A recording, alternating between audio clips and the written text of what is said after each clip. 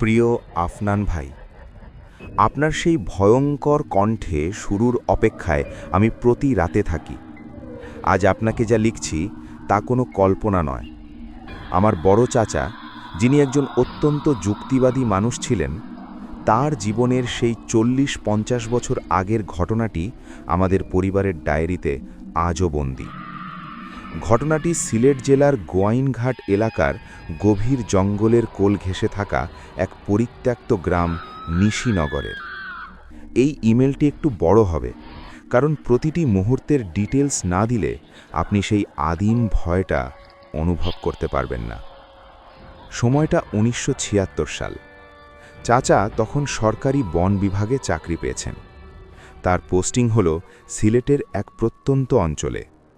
তখন যাতায়াত ব্যবস্থা বলতে ছিল কেবল পায়ে হাঁটা পথ অথবা ঘোড়ার গাড়ি। চাচার কাজ ছিল বনের কাঠ চোরাচালান বন্ধ করা। কিন্তু সেখানে পৌঁছনোর পর তিনি শুনলেন বনের ভেতরে এমন এক গ্রাম আছে যেখানে মানুষ দিনের আলোতেও যেতে ভয় পায়। গ্রামের নাম নিশিনগর।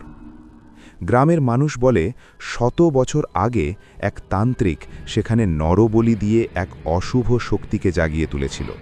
তারপর থেকে গ্রামটি ধীরে ধীরে জনশূন্য হয়ে পড়ে। চাচার থাকার ব্যবস্থা হলো গ্রামের শেষ মাথায় এক পুরনো ব্রিটিশ বাংলোতে। বাংলোর পলেস্তারা খসে পড়ছে, চারদিকে ঝোপঝাড় আর প্রাচীন সব বটগাছ। প্রথম 3 দিন সবকিছু স্বাভাবিক ছিল, কিন্তু চতুর্থ দিন থেকে আবহাওয়া পাল্টাতে শুরু করল। চারদিকে এক অদ্ভুত নিস্তব্ধতা। চাচা লক্ষ্য করলেন বনের পাখিরাও যেন সন্ধ্যার আগেই চুপ হয়ে যায়। ওই দিন রাতে চাচা তার বারান্দায় বসে হ্যারিকেনের আলোতে ডায়েরি লিখছিলেন। হঠাৎ বনের ভেতর থেকে এক বিচিত্র শব্দ ভেসে এলো। ঘ্যাঁড় ঘ্যাঁড় টক। মনে হচ্ছিল কেউ বিশাল কোনো গাছের গুঁড়ি কুঠার দিয়ে কোপাচ্ছে। চাচা টর্চ জ্বালিয়ে বনের দিকে তাকালেন, কিন্তু কিছুই দেখতে পেলেন না। তবে একটা জিনিস লক্ষ্য করলেন, বাতাসে পচা মাংসের মতো একটা উৎকট গন্ধ ভেসে আসছে। রাত তখন আনুমানিক 2টো। চাচার ঘরের জানালার পাল্লাগুলো পুরনো হওয়ার কারণে একটু বাতাস হলেই খটখট শব্দ করে। হঠাৎ চাচার মনে হলো কেউ একজন জানালার বাইরে দাঁড়িয়ে নখ দিয়ে কাঠে আঁচড় কাটছে। কিরকির কির শব্দে চাচার ঘুম ভেঙে গেল। তিনি হ্যারিকেনটা উস্কে দিয়ে জানালার দিকে তাকাতেই তার রক্ত হিম হয়ে গেল। দেখলেন জানালার কাচের ওপাশে একটা লম্বা সাদা হাত।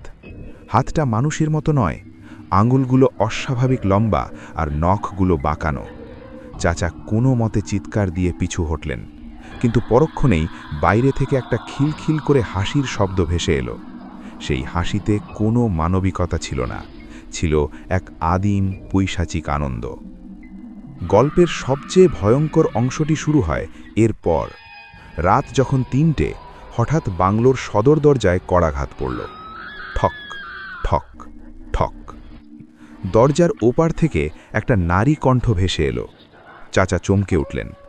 সেই গলাটা হুবহু চাচার বড় ফুপুর, যিনি বছরখানেক আগে কলেরায় মারা গেছেন। গলাটা আর্দ্র স্বরে বলল, বাবা রাহাত, দরজাটা খোল, বাইরে খুব বৃষ্টি পড়ছে, আমি ভিজে যাচ্ছি। চাচা জানতেন এটা অসম্ভব। তিনি দরজার ফুটো দিয়ে বাইরে উকি দিলেন। যা দেখার জন্য তিনি প্রস্তুত ছিলেন না।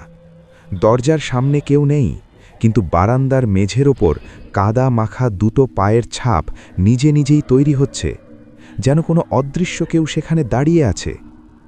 হঠাৎ পুরো বাংলোটা কেঁপে উঠল। ছাদ থেকে চুনগাম খসে পড়ছে। চাচা খাটের নিচে লুকিয়ে পড়ে জোরে জোরে দোয়া পড়তে শুরু করলেন। তখন তিনি জানালার বাইরে তাকিয়ে দেখলেন পুরো নিশিনগর গ্রাম যেন আগুনে জ্বলছে, কিন্তু সেই আগুনের রং লাল নয়, নীল। শত শত ছায়ামূর্তি দিঘির পাড় থেকে উঠে বাংলোর দিকে এগিয়ে আসছে।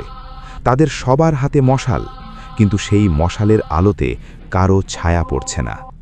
চাচা বুঝলেন আজ নিশিনগরের সেই কাল রাত, যে রাতে অশরীরী আত্মাগুলো তাদের সীমানা ছাড়িয়ে লোকালয়ে হানা দেয়।